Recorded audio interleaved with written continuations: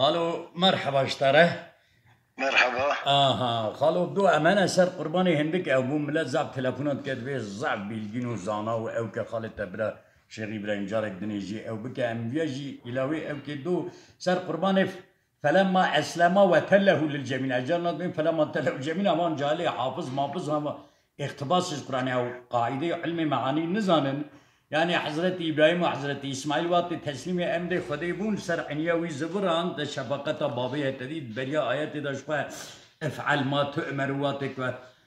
حضرت اسماعیل جرد بابا هم بك افعل شما دبي شما اصنعنا بيش بيشتي ورا واتك و حضرت ابراهيم جرد بيجا اني ارى في المنام اني اذبحك فانظر ماذا ترى فكره وديره هر دو کو تسلیم دبن فلما اسلما وتله للجبين اجا خدا دبی مگازی کرد جنت حیوان بران هات کجبو انسان نبن قربان ایرو دا عالم اسلام دا هر روز کرد و ترک و عرب و عجم و دبن قربان زاری وان دبن قربان معنا قربان شیغا فعلان کو زحم نیزی که خوده اوان ایرو گستر ملک ریاکاریتی اوان کو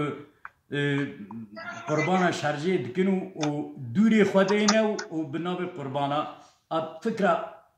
خاله شيخ ابراهيم من وردا بيرم بله كرم ملك يا صديق وقت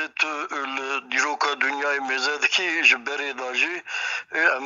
پر دور نشن نزيك و وقت حضرت رسول الله عليه الصلاة والسلام عدالت حق و حقوق انسان وقت هاتيه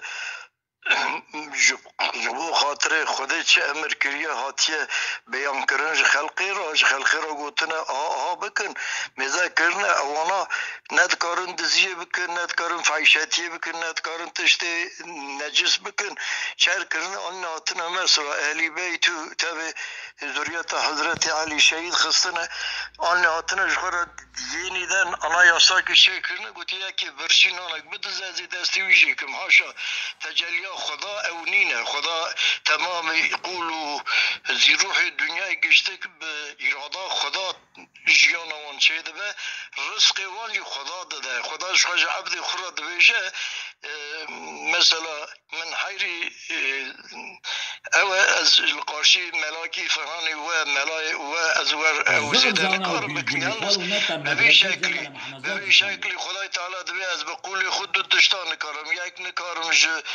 رزقي وينادم كيم زيدا إلام رزق ددم وي يك نكارم جو توپراغا خواج خاليا خواج حريا خوا باوجم با من كدري